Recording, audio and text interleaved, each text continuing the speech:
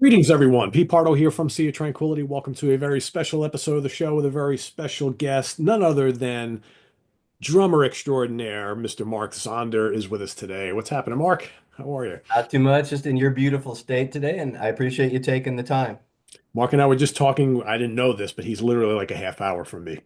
We were Yeah, like, I could have just hopped in my car and went and had, a little pre-lunch or breakfast with him. If I would have known that, I would have definitely done it. But welcome to New York and welcome to Sea of Tranquility. Finally, Mark and I finally. talked in the past about having him come on here, and like my mother always told me, better late than never. Good things will always happen. Just be patient for them. So. Absolutely. Well, it's meant to be this time, maybe. Maybe that's Yes. the whole thing. There's I reasons. think so. I think There's so. So important. you've got, and I feel like I've talked a lot about Mark Zonder and Mark Zonder music of late because I did a whole, I don't know if you saw it, but I did a whole show here on the channel about Warlord back a few months ago, which was a Yep. lot of fun. And we'll talk about Warlord maybe a little bit later. But right now, A to Z is the project that you've done with Ray Alder. Got a second album, which just is it out already or is it just out or It's out. coming It's out? out June 6th. First Okay. single came out April 16th, and then there's another single coming out May 6th. The record comes out June 6th, and then another video after that on June 9th. Okay.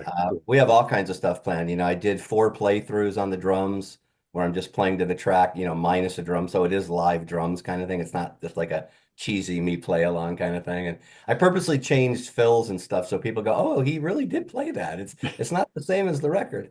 And no, we got all kinds of stuff. The label's been great. The label's like really Metal Blade's really stepping up and brought everybody out here to do like real videos and stuff and real photo shoots instead of the hey man, send me a picture when you can or record the song and we'll try and make a video out of it. So no, absolutely the label's been great and just very excited. But just to be clear, it is a band. It always was meant as a band. That's good because that was one of my questions. Because Oh, I okay. think a lot of people are, I mean, let's be frank, there's not really much going on in the Fates Warning world nowadays. So there's all these little musical offshoots that are happening. And with your first album, what's it like 2 years ago, 3 years? Three-ish. 3 years, yeah, Yeah. three-ish. One of the things I wondered right off the bat, it's like, okay, well, this sounds like a cohesive band. And I like the fact that you guys are doing something a little bit different. It sounds familiar, but it's a little different. Yep. And you guys had a great cast on the first album. That's changed a little bit. So maybe you can kind of talk about like what's happened over the last couple of years. So on the first album, you had Jupe Walters and you had Lalu, Yep. Adrian Lalu, working on that album. So Vivian, I'm not sorry, Vivian Lalu, not Adrian. So those guys are no longer working in the band now, but you've got the great Jimmy Waldo, who I know you've worked with in Warlord recently, and that's got to be a thrill for you because he's done a ton of things, Alcatraz in New Yeah. England. And yeah, I played with him also in Graham Bonnet's band. Oh, that's right. I forget. I forgot Yeah. about that. Yeah, that's Going, right. going, yeah. Well, we all kind of at times want to forget about certain things in our past, but okay, well, I'll let that's. Yeah, and there's just so much going on. There's so many bands, there's so many albums, so Oh yeah. many states. It's just like trying to keep track of all this. But you got and I was real when I saw the press release, which was not all that long ago, what, a couple weeks ago. I saw that Nick Van Dyke was working with you guys now on guitars and songwriting, and I'm a big fan of Nick from his Redemption days, and of course he's got the Ray Alder hook up there, right? So that's Yep. great. You got Philip Bino is back on bass again. Great choice to have him with the band, and then Simone Molaroni on lead guitars. So maybe you can kind of talk about what happened with the original lineup and where you guys are today with the new configuration. Not a problem. When I started this, it was basically, beer commercial, car commercials, and Cobra Kai. My whole thought behind the whole band was not a prog band. It was a band that was going to appeal to the masses, and the big thing that had to be there was the hook, the chorus. That's what we all love. Kind of a fan of if you have a great chorus, you can do whatever you want on either side of it. It doesn't matter because everybody's just remember that chorus. So that was the whole plan from the beginning, and it was supposed to be a band. When I decided to do this, I was putting my money where my mouth was, and if I was going to go for it, I'm going for it. I'm not going to like, hey, ask my daughter to do the album cover and hey, can you take some pictures of the band? It's like if I was going to go, we were going to go. It's like, I'm not 25 and I decided I'm going for this. And so I did. And the whole idea, um, was, and I told the guys when I first hooked up with him, actually, the first guy that I ever talked to was Matt Guillory. Matt, the keyboard player, told me he was too busy, which in the music business means you don't have enough money for me. So he referred me off to Vivian. And then we started talking, and he gave me the whole speech about how when he was in high school, he was listening to all the records that I played on, blah, blah, blah.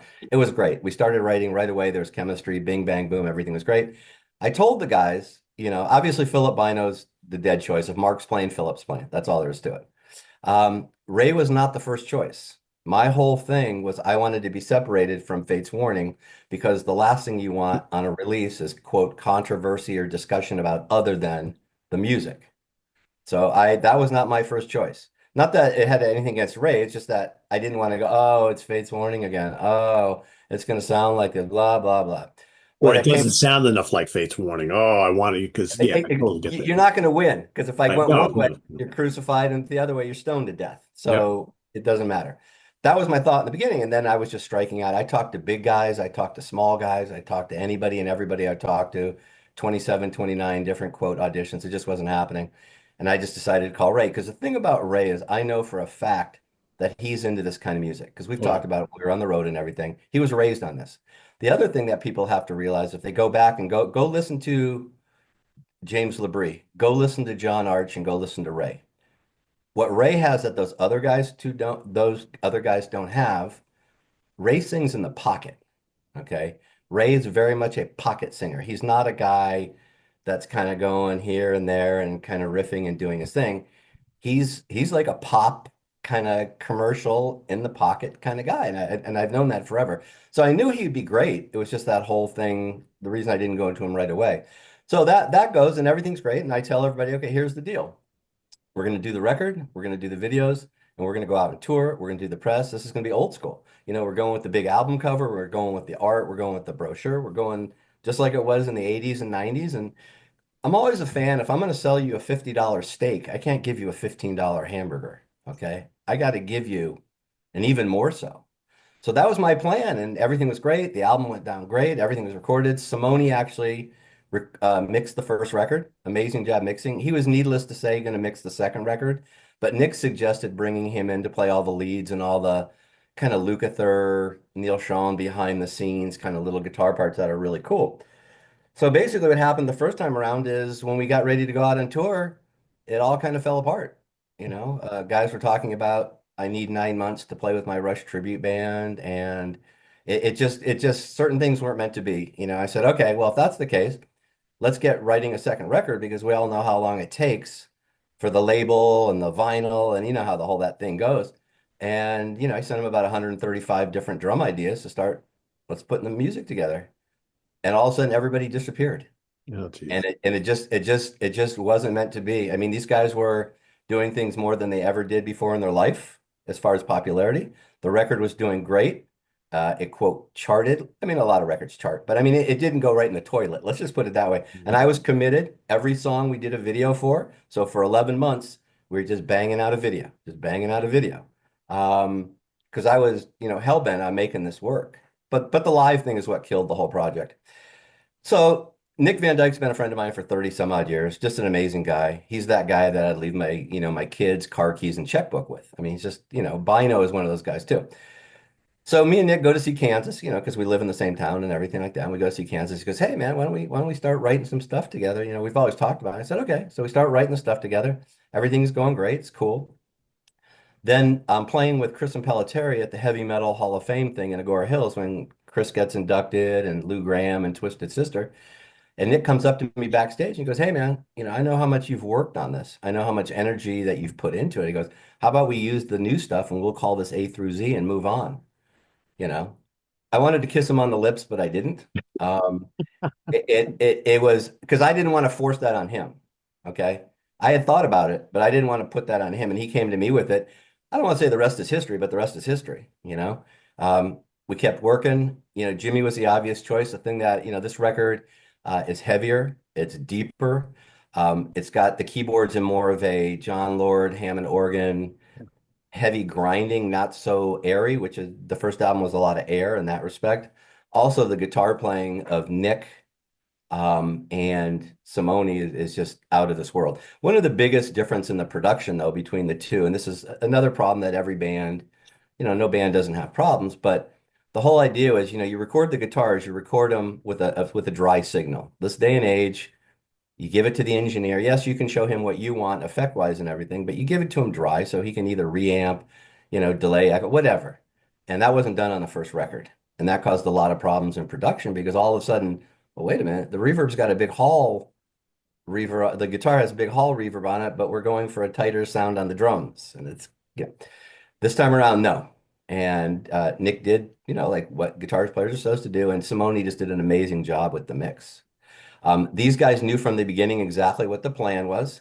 And they told me flat out, Nick told me, because Nick has a pretty heavy duty day job. And he said, hey, when it comes time to live playing, if I can't make it, I'll let you know and then we'll go find somebody, he wants it to continue on. And again, it just goes back to this band is about the music. It's like most bands that I've ever played in. Warlord's about the music. Fates Warning was about the music. It wasn't about Mark, it wasn't about Ray, it wasn't about Jim. It was about Fates Warning the music. This is the same thing. It's about the music. So, we're hell bent in getting out and playing live. Labels helping us at the moment look for agents and talk to different things and just getting this going because it has to get on the road. There's no question. And these guys are dying to get out, you know. How much, because I know Brian and I haven't talked to him in a few years, but Brian came on to the channel a bunch of times during the pandemic and we developed a good relationship. How much has Brian Slagle been involved in what you guys are doing and working through the album and maybe potentially working on live dates? Has he been involved with you guys every step of the way for the most part, or? Technically, not at all. Okay. Uh, it's been Tracy Vera, who's been absolutely great, phenomenal. And Mike Faley is helping with the the live thing and talking to the different agents. Mike kind of steps in when things are rolling. Um, you're talking about, six guys that are all pros that have been there, done that. The album thing went down easy, obviously. There's a process to it, and it's easy. So no, the label up to the point of when we turned it in, they weren't really involved at all. I mean, Okay. there was nothing really for them to do. Hey Mark, I don't like the snare beat on that third song on the fourth bar. They're not doing that. Kind of from the beginning, and they heard I was sending them stuff in the beginning. They loved it. Everything was fine. I was like, hey, just let them go. Let them do what they're going to do. Yeah, I mean, Brian likes a lot of different kind of styles of music and whatnot. And he obviously has a long history with Fates Warning. And I know like times are different, right? He runs a nice ship over there now. It's not like the old days where he was involved in every step of the way, right? I was Oh, just absolutely. And God bless him for his success, but I go back to him to 82, 83 with Warlord and Metal yeah, Massacre 2. yeah. We walked into Oz Records. Brian's working behind the counter, put a cassette tape in of Winds of Thor, and about 8 bars in, he turns it off and says, hey, you guys want to be on Metal Massacre That's 2? it, right? That's it. I mean, if you're making the movie, that's it. I'm not sure who you're casting for all of us, but that's exactly what happened. Yeah, yeah. Exactly what happened. But he's been phenomenal. All those people over there. There's Tracy, there's Rick, there's Ryan, there's Vince. I mean, it's just endless people that have been helping us along the way. Because I'm obviously not the social media master, kind of thing. And so getting into that, they've guided me and shown me what to do and how to do it and answered my repetitive, stupid questions over and over again. So they've been absolutely great. That's good. Absolutely great. I couldn't ask for anything more. That's good to hear. That's good to hear. So I've had a chance to listen to the new record a couple times and I like it a lot. I really enjoyed the debut quite a bit, but you mentioned before how whether it was intended to or not, the vibe of the album is a little bit heavier, maybe not as bright as the first album, but it's almost like a leaner, meaner album compared to the debut, and that's totally fine with me because I like that sort of stuff too. Yep. I think for folks who are maybe coming to the band being longtime Warlord or Fates Warning fans or even Redemption fans or whatever. Like I mentioned earlier, there is a slight familiarity with the sound only because of the people involved.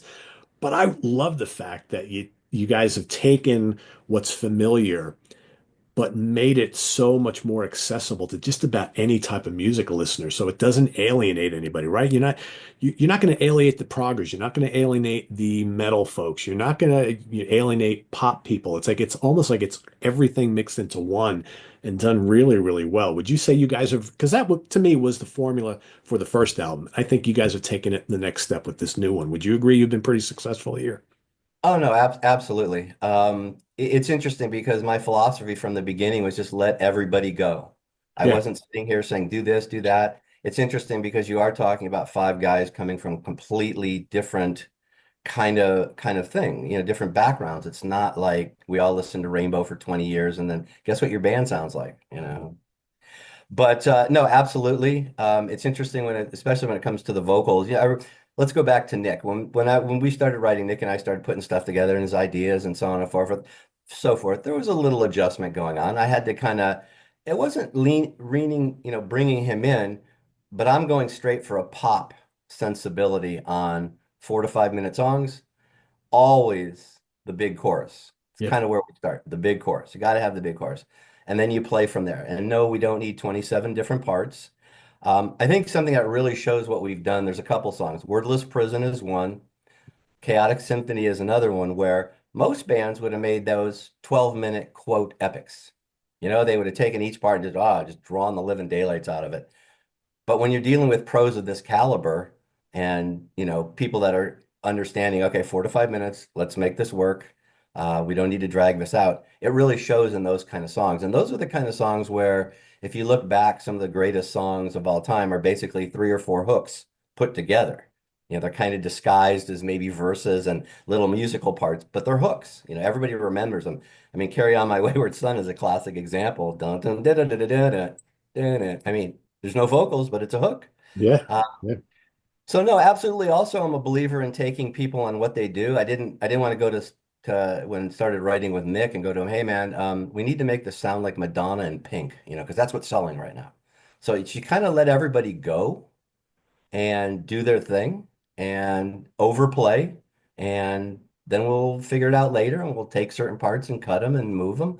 But the other interesting thing is with Ray, what we always do that I always thought was the magic, one of the true magics of this band is when we put a song together, yes, we kind of think, okay, this is going to be a verse and this is going to be a chorus.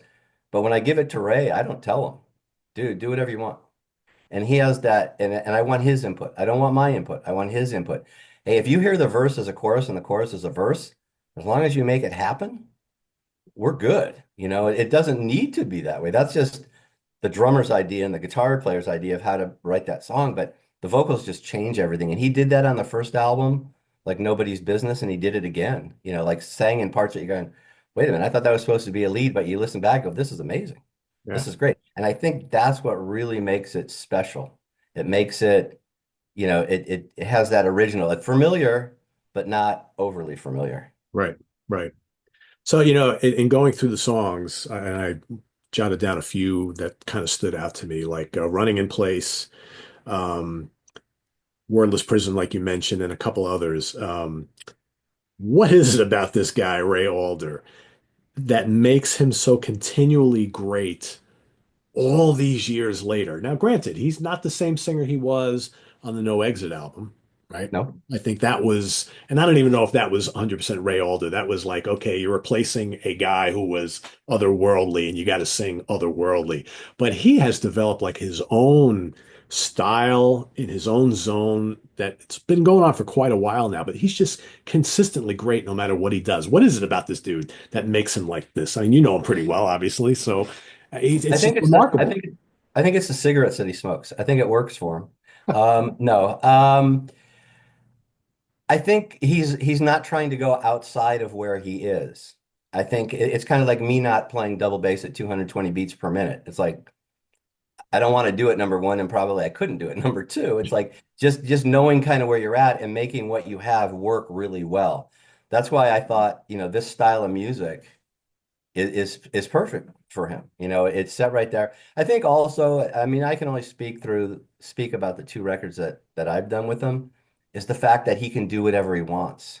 I know I was in the band with Ray for 15 years. I know what outside pressure is on him and how it makes him feel as compared to, if he's just sitting in his studio doing whatever the hell he wants. And that's where beautiful ideas come from. Sure. And compared to sometimes like, no, it's got to be like this. It's got to be like this. It's got to be like that. I mean, I pushed him on certain things because I heard certain things, but it wasn't what he was doing. It was just the like the approach. Hey, can you double that line or you change, small things. I wasn't saying, okay, here, Ray, here's my lyrics, here's my melody lines, do your thing. No, I think the fact that he's completely free really allows him, really brings that out in him. Also, he's not trying to do stuff that, he can't do and hit ridiculous high notes for any reason. It doesn't even fit in this music, number one. No, there's no reason for it at all. Yeah. No, Yeah. not at all. But no, it's that I think, and just I think Ray's all about being comfortable in what he's doing. Um, so I think that that's part of it. That's a good part of it. Just being comfortable and just being able to do what you do. Yeah. Well, I think, you can, if you look at your drum parts on the album too, I think it probably works well for you as far as your perspective goes. You mentioned not wanting to play, all these million mile an hour double bass drum licks and what have you. And again, it's not really necessary on this album. However, I mean, I was listening very carefully to the kind of like the intro to the song The Remedy. You're doing some pretty intricate stuff there. And did you try on parts of the album to kind of throw something a little extra? And how much is it for you, kind of like a kick in the butt to have Philip there next to you as your kind of little rhythmic partner? Because I mean, he's a pretty amazing player himself too. It must be kind of nice to have someone like that in the band with you. It's the story about Philip that's funny is I always have to keep telling him, play more, where are the high notes? Seriously. He's like and it sometimes works for him and it sometimes works against him. He's like the consummate band guy that doesn't want to overstep as compared to how guitar players all they do is overstep. So but no, he's that guy that underplays. He underplays. And dude, here's this riff, play to me. You hear the 16th notes of the fill, play to that. I mean there's plenty of songs that I told him to do that on because again, I want the best out of every person, and I'm still a believer that you got the chorus and you're pretty much good anywhere else. You can pop out and play that riff, and the thing that I really like doing with Philip too in the bass is that thing of like no bass drum and no bass, and then it punches in a little bit. It's the sonic part of when you're sitting and listening to a record, and a lot of that just comes from listening to music for so many years and hearing things you go, I like that. I'm going to steal that at some point. And there's that style. It's the same pop style that I've stolen where, okay, when we come to the third verse, we're going to break it down. We're going to double it. We're going to do something so it's completely different that launches you back into the second half of the song instead of, okay, here we go again, same verse. Okay, cute. That Van Halen thing where Roth would just sing the same thing every time. And it worked for him and that was great. But I think this music we're doing here needs a little bit more of a peak and valley and a little bit more on the arrangement side of what we do instrumentation wise. If you hear it, there's a million things I asked Simone to play or make louder that are his little background melody lines that are faint in the background that's countering the lead vocal and stuff like that.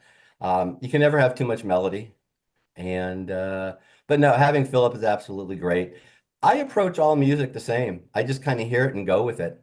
Um, you know, I like drum intros. Those are cool especially when it's something quote special, not just boom tap. I mean, that works too. Boom tap gets you into something. That works too.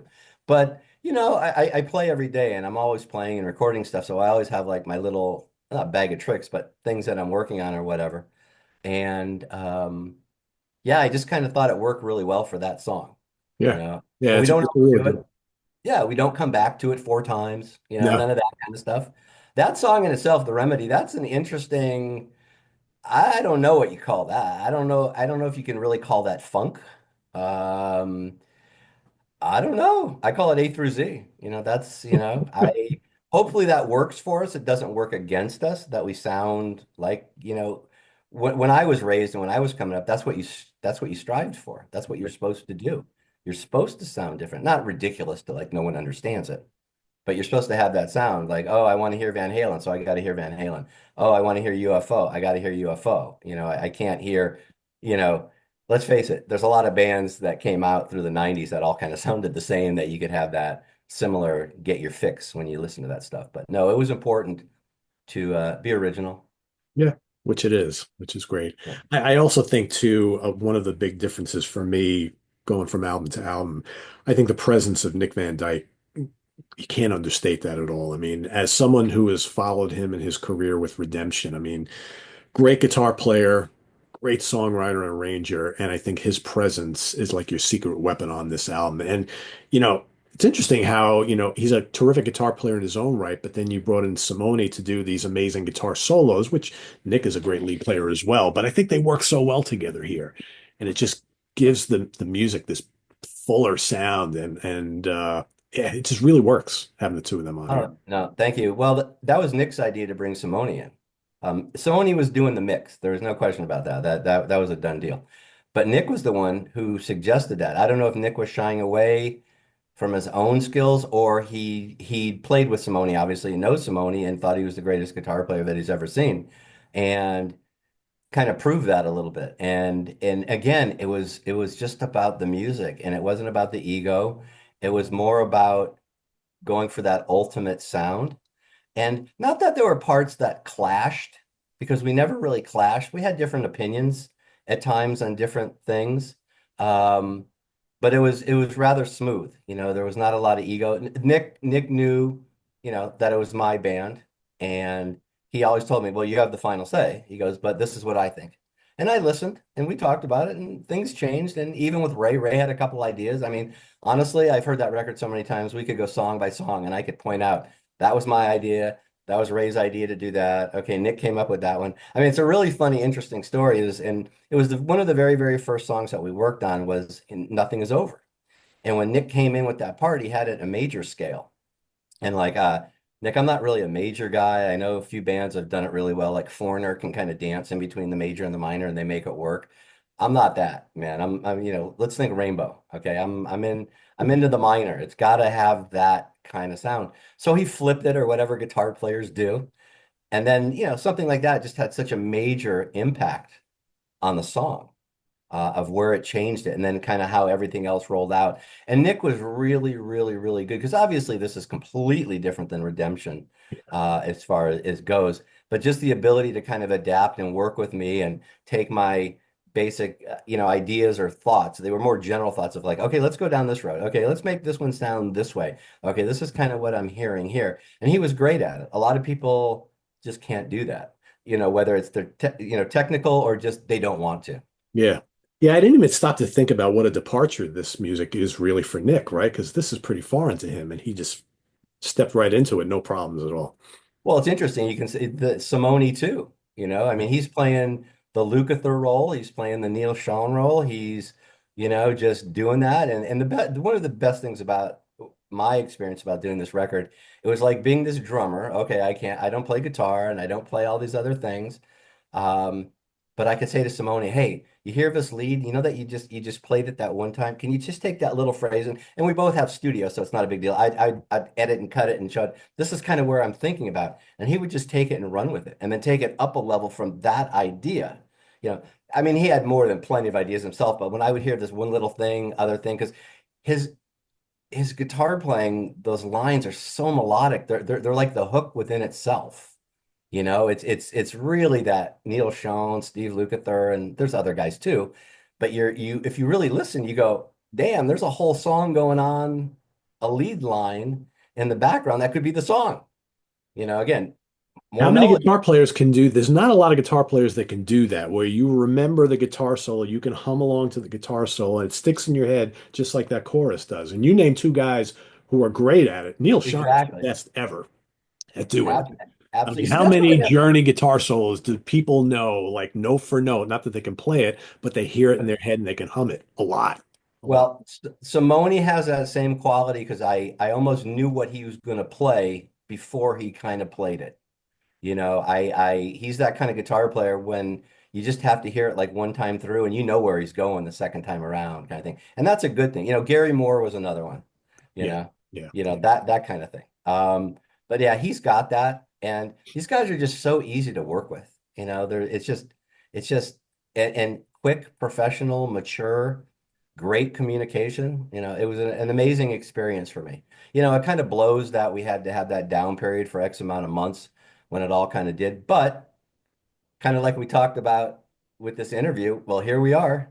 Yeah, It's all meant for a reason. it's all It's meant for all a meant. reason. Yeah, you'll Yeah. get to it. Maybe we shouldn't have went out on that first album and went, and maybe it would have been a disaster playing live and the whole thing would have been in the toilet. You never know. So, You know, most things happen for a reason, Mark. So, in saying that, so what are the plans once the album is released? Obviously, you're talking about going out and playing some of this live. So, is there like a lot going on behind the scenes to kind of get to that point? as much as possible. I mean, we're doing everything. We knew, the label knew. The label knew from the very beginning on on the second, let's call this the second cycle. They said it right up front. He goes, "You're the only band on the label that can go in a different direction." You know, you can be with an AOR band. You can play with Journey. You could play with Styx. You could play with heavier bands too, especially with the second record. You know, you could play with a White Snake or just someone that's a heavier band. Even, I don't know off the top of my head. I mean, we're not playing with Slayer, obviously, but it really opens up the spectrum of where you can really play because there's so many opportunities. But there is a big push on to get this in front of another audience, both in the live format and also in the print and the press format, because I said it in our first meeting. I go, what would make me the happiest is to do an interview and someone says to me, I have no idea who you are, but your record's great. Okay. Need to get in front of, and nothing against you. I mean, it's interesting when you do interviews and the interviewer knows more about yourself than you do, and it's kind of like, it's like, okay, I don't have to sell him on anything. I think we're Already good. done. Yeah. Yeah, it's kind of good, which is great, and that's fine. But we really need to kind of get out because the other thing is kind of a limited pool, and it kind of gets lumped in there. And I know that's every band's quote, mantra and banner that they wave. Oh, we have to do this, but when you have the label telling you, oh, we get this, we understand this, this could, go. And I really think that when it all rolls out, the last song on the record, Now I Walk Away. I think that's going to be the one that opens it up for the Okay. band. I think that's going to be the Silent Lucidity. Okay. We got 3 videos coming out. They're kind of bangers, cool. We got playthroughs. Okay, great, cool. But you're going to come to that song where you're going to hit the masses. You're going to hit the male, you're going to hit the female, you're going to hit that thing where, you kind of got that opening thing with the Genesis vibe and Ray doing his thing. And then it kind of kicks into that 80s power ballad, Sabbathy with a lot of air, and a big, big hook. I don't know. I still think that's the silent lucidity for this band out of that whole record. That's the one, Could very you well know, be. It's one of them. you know. It's funny Yeah. you mentioned Silent City because as we're talking here and talking about potential places for you out there in the live circuit, I'm like, shit, Queensryche has just been announcing dates all over the place going into the fall. I'm like, you guys would probably be a perfect fit on that tour. It's interesting because the agent said, well, Queensryche's always asking for Fate's Warning, and this is about as close as it's going to get. So that angle is being worked as well. No, absolutely. That one's been talked about, I think, before the album was even done, Okay. you know, Makes kind sense. of thing. Yeah, no, the people are out there doing what they can do, but it's tough. It's difficult. Yeah. This isn't even, I think hopefully things might change a touch when the actual record comes out, because I think that'll open up a lot of eyes to different things. And obviously, if a record starts doing well, not a single, but a record, and there's buzz on a record, agents and other bands and venues and whatever promoters start looking at it. Right now, we're just a band that's doing a second record that had a lineup change. Yeah. So unfortunately, I understand the realisticness of it all. Okay. Well, fingers crossed that No, in a absolutely. month or Oh, two, we might be hearing some additional news on this. So we'll see. absolutely. Well, we're pushing on it. We're absolutely pushing on it. No questions asked. Good. Yeah, it makes sense to me. So before we let you go, Mark, I got to ask you some Warlord questions here because I've been hearing things that there's something new coming down. That's got to be also a pretty fulfilling feeling for you, kind of the renewed interest in Warlord with that most recent album, and all of a sudden people are like rediscovering this band or discovering them for the first time. That's got to feel good for you as well because that's a band you've been involved with forever now. Yeah, it is, but it's bittersweet because Of course, of course. Bill's not here, Yep. and it reminds me, sign it that kind of thing. Like I'll never forget when we played "Keep It True," and that was, I mean, yes, we played Wacken years ago at, with Joachim in the middle of the night, at 2 o'clock in the morning. But as far as like a real gig, that was our gig, when we played "Keep It True," and we're sitting there and the band's on in front of us, and all you hear is Warlord, Warlord, Warlord, and me and Bill look at each other, and we had a discussion basically, and it was two things. It was like, wow, this is great. This is what Iron Maiden feels like every night. This is, man, you can go out and fall on your face, and they're still gonna love you. I mean, Yep. what better could you be? And then the other one is, what the hell took so long? Right. Yeah. Because we went through the ups, the downs. I really thought that when we got Joachim, okay, here we are. Warlord's problems are solved. We have the singer problem is solved. Here's a guy who's playing in a band that's way more popular than Warlord will ever dream of being, but nobody bought it. Yeah. It's still, I don't know if this was political, like, oh, he's from this band and he can't be in that band. And I don't know. I mean, they used to open up with Child of the Damned. They used to open up with a Warlord song. I mean, I don't know. I expected all the Hammerfall fans to get in tow, but Embrace it. Right. Yeah. I thought that was it. But no, everything's cool. It's cool. It's kind of bittersweet, just because of that. I love playing the songs. The guys are great. It's not like a band that's toured for 40 years and like, oh my God, we have to play that song True. again tonight, you know? So we're good there, we're good there. We're playing 17 of the songs that we played, with Bill and stuff like that. And I mean, yeah, it's cool. It's cool. It's good. I'm realistic about what it is and where it's going and what the possibilities are and all that kind of stuff. But it's good that it's out there. It's interesting seeing like diehard fans and then their kids, you know. It's kind of an interesting one, but no, those guys in the band are great. They're all great, It's Philip and Jimmy again. Yep. You know, it's Giles and Diego and Eric, and they're all cool, and they learn the stuff note for note, note for note, and that's what the big thing was that we're going out. We're not going to jam it. There's not going to be blues jams. No, you can't play your solo. No, look at it as a cover band. That's exactly what it is. It's a cover band. Play it note for note, and they did, and Yeah. they do. So we've never had a problem with that. We're just honoring the music, honoring Bill, the band, the whole bit. And I think the most recent studio album you did was a great kind of tribute to the Warlord history because it totally sounded like a Warlord album, and that's what it Yeah. sounded like. Yeah. It was tough. It was tough without Bill's, Yeah. input, and we were kind of putting it together. And like you said, it was the tribute. I also thought strictly from a business point of view, we needed to do something if we were going to come out and play. Because if not, then he kind of just looks like some ragtag, kind of half-ass, kind of, okay, let's just go crank it up.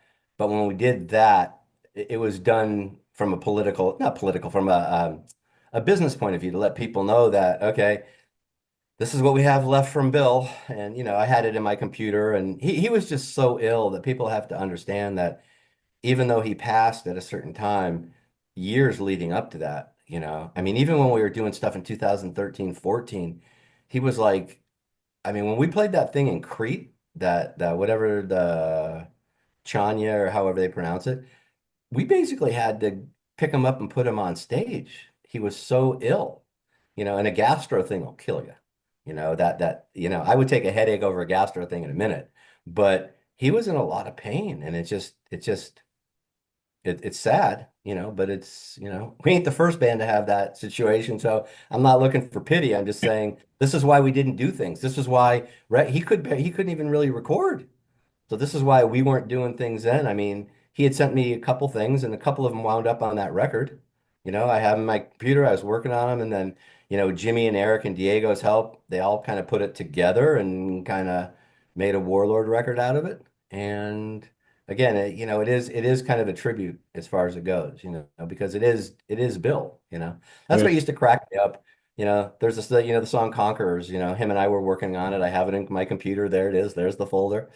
Hey man, that doesn't sound like Warlord at all. It's like, come on, you got better things to do. It's Bill. You want to see the printout on my computer? It's kind of funny. But again, I didn't care, but I knew there'd be like the weird, because everybody's got to have an opinion. And they Everybody, do. Yeah, and they do. and that's fine. And that's fine. We just kind of went on our way. We're just going to do what we're going to do, you It's know. funny, I never really even thought about the parallels until just now. I mean, I was just thinking about, the Mark Reale situation with Riot, also, he was very sick for a long time and a very similar type situation. And then, we lost him.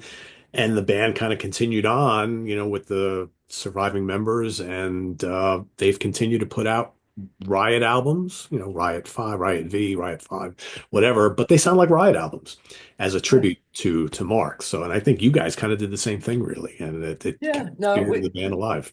no, absolutely. And we're talking about moving on. We're not going to be like a new metal band or anything like that. It'll always have the Warlord vibe and in the Warlord situation. But why not make good, new music if it's good, Yeah. and if it holds up. You've got great players, you got the right mindset. You don't got guys coming, hey man, check this out. I had this on my solo record. You know what I mean? It's all in that vein and kind of thing. So why not? Yeah. Especially if you have a label that's willing to back it and fans that are willing, quote, to buy it.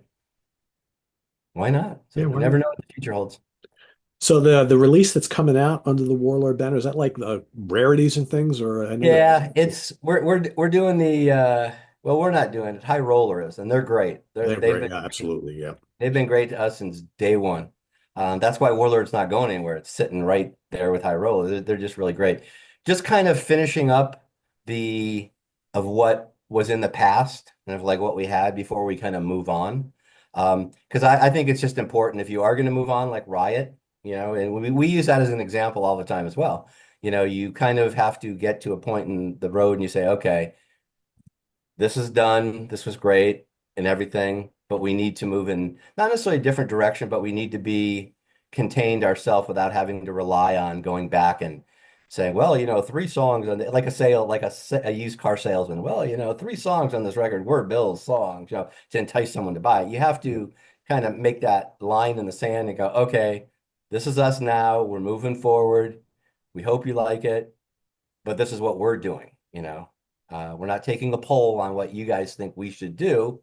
We're going to do what we're going to do, and we'll go from there and see how the reaction is. We move on, we do a record, it sells 6 units, and our cars get firebombed. Maybe we'll think about doing another one after that, possibly, or possibly not doing a record after that. But no, there's no reason not to. Yeah. Yeah. And I think the last one was very well received. So Yeah, I would think why not, right? So absolutely. yeah. Absolutely. Cool. Cool. But in the meantime, in about a month or so, we will have the release of the brand new A through Z album called A to Z2, right? It's two, the squared Squared, squared. Yeah, no, absolutely. I was, A to Z that's like squared. that's like the second toughest thing compared to coming up with a band name. It's just, I'm not a big fan of naming an album after a song because it kind of sometimes just pigeonholes it. I know that was big in the 80s and 90s, and they would take that Gotta have a song, title track, right? Gotta have it. yeah, and they would put gazillion dollars in payola and like really make that go, but we don't have that now. So it's tough for the name of an album. I think one of the coolest things though is that album cover has, it's got a lot of teeth. It's Yeah. heavier. It's a darker album. I think that fits the album, the music, as compared to if you flip-flop them, it wouldn't make any sense. So I Right. think the album covers do really well by the music and everything. Plus the whole alligator and that thing is just like a marketing bonanza. It's like It's your it's mascot now, right? So absolutely. You got Eddie. We have to come up with a name though. What do we got? Allie the Gator? No, that's stupid. We'll come up with something. We'll come up with something. We'll dress Waldo up in an alligator suit and there have you him come go. There you waltzing go. around the Anything's better stage. than Riot's mascot, right? Tior or whatever his name is. That's, the Was seal. that the was it the owl? Seal. It was a seal. Oh, it was a seal? Yeah. Yeah, I'm not sure if I'd go with the seal. No. The alligator, it's not a crocodile because it's the A through Z. And by the way, I guarantee there's not going to be any teeth on the third record. I know there's a lot of teeth going on with the first one and the second one. But it's a really, really interesting story. And really quickly is on that first record, I just gave Hugh the name of the band, and he came up with that in 25 minutes. That was his. But this time around, I was working with my friend Mark Cubbage, bouncing ideas around from the A through Z, and he kind of came up with the whole alligator thing and and the zipper and whatever we came up with. So we went to Hugh with that one with a concept. And he just like I think he just nailed that one. I think that's spectacular. Um, the rest of the artwork that he did with it, your classic Hugh Syme kind of thing, all these little hidden things and it's a full package. And then on the booklet, there's also art on the booklet. Okay, Uh, cool. the label actually has the sign that Mark Cubbage took the picture of with the alligator and the guy running away in the yellow. Well, what we did for every song was we made up a street sign that fit that song. Wacky, not something that's stock, but like a street sign for each one of those songs. So there's artwork there too as well. And everything is kind of there. You know, we tried to make sure we covered all the bases. Well, you'd expect nothing less from Hugh Syme, right? I mean, Exactly, exactly. No, no, it's he was great. We had to go back and forth on the zipper a few times, like, dude, that zipper ain't gonna work. If you look at it, it physically won't, like, like Hugh, like, you gotta have it over on the right hand side and open that way. But no, we got it. It was easy. I thought his color selection was just amazing. yes, Um, yes. it just, and again, there's a theme running from album to album. This is like a company. Maybe the employees change at times, but the brand just keeps Yeah. going. Yep. So I fired everybody, and I'm starting a new. No, no. The good news is Nick told me he already has 3 or 4 ideas like ready to kind of go, and we're going to be moving on that. So everything's good in the camp, without a Good. doubt. Good to hear. Absolutely. Well, we look forward to hopefully seeing you guys out on the road in the not too distant future, but look for the brand new album on Metal Blade Records in just a few weeks, maybe a Yep. month or so, whatever. Yep. June And 6th. June Yep. 6th. So that's, yeah, so we're just over a month. Getting So close. be on Yep. the lookout for that. It'll be available everywhere you get your music, and you can expect a full review here on the channel by yours truly, as well as on our website. So stay tuned for that and more. And I want to thank Mark for coming here today and chatting with us for a little bit. It's always a pleasure. And hopefully we'll see you back on here in the. Absolutely. I really appreciate your time and great interview, man. I appreciate it. Thanks, Mark. Appreciate it. And for everybody watching, visit us on the web at www.seatranquility.org. We're on Facebook, we're on YouTube all together all the damn time. Please subscribe if you haven't already and click on that notification bell so you get alert of all of our content as a post. And please do hit the like button before you leave. For Mark Zonder, I am Pete Pardo. Thanks for watching, everybody. A through Z, new album, A through Z squared, coming up soon. Have a good weekend, everybody. Take care. Thanks, Pete.